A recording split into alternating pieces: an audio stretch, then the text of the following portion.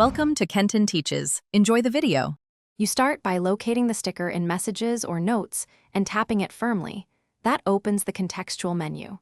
Once the menu appears, choose Remove or More to see deletion options.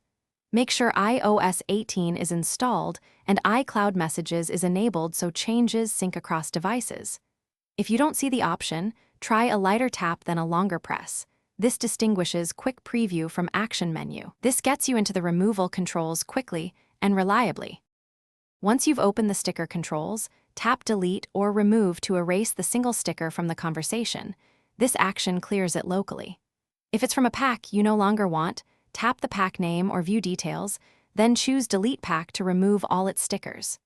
Make sure to use Edit in the sticker keyboard to hide or reorder packs for future ease. When done, close Messages and reopen a thread to confirm the sticker is gone.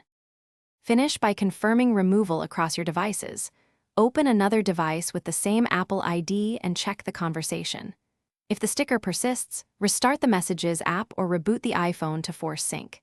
If problems continue, go to Settings, Messages, then Sticker or Keyboard Settings to reset permissions or remove packs directly. One key tip: toggle iCloud Messages off and on to resync if deletions don't propagate. That usually resolves stuck sticker entries without data loss. Thanks for watching. Please subscribe if this video was helpful.